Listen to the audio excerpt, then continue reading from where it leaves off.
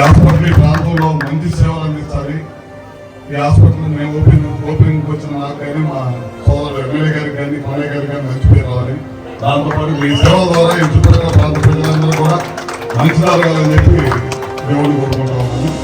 అదేవిధంగా ఈ ప్రభుత్వం అయితే ఎన్ని పరిస్థితుల్లో ప్రైవేట్ హాస్పిటల్స్ అన్నిటి కూడా ఖచ్చితంగా ప్రోత్సహించింది. మంచి హాస్పిటల్ మంచి సర్వీస్ చేసి ప్రజలు సర్వే చేసే హాస్పిటల్స్ అన్నిటి కూడా ప్రోత్సహించింది.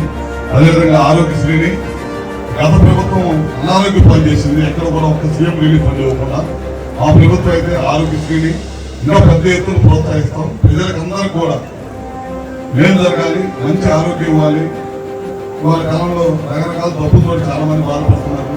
ఎవరు కూడా వైద్యం అందక ఏ ఒక్క మరణం కూడా ఉండకూడదు అనేది ముఖ్యమంత్రి నారా చంద్రబాబు నాయుడు గారు ఆలోచన.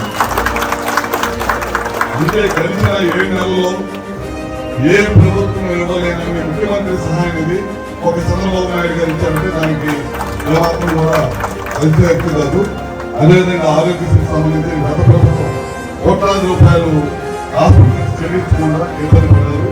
వాటిని కూడా ఫైనాన్షియల్ అవైలబిలిటీ బట్టి సౌలభ్యాన్ని బట్టి ఒక్కొక్క హాస్పిటల్కి చెల్లించుకుంటూ వెళ్తున్నమాట. తప్పకుండా ఈ ప్రభుత్వం చదువుతోటి ఆరోగ్యానికి సంబంధించిన పనులన్నీ కూడా తప్పకుండా చేస్తాం. ఖచ్చితంగా ఇది దాదాపు బాపట్ల జిల్లాలోనే కనలపేట హాస్పిటల్ అనుకుంటాను. మనం కూడా కొత్తగా ఏర్పడిన జిల్లా ఇంకా చాలా సౌకర్యాలు తెచ్చుకోవాల్సిన అవసరం ఉంది. జిల్లాలో గవర్నమెంట్ హాస్పిటల్ ఇంకా మంచిగా అంగన్వాడీ నుంచి 40 రోజులు ఇంకా మంచి స్థాయి కలగాలి.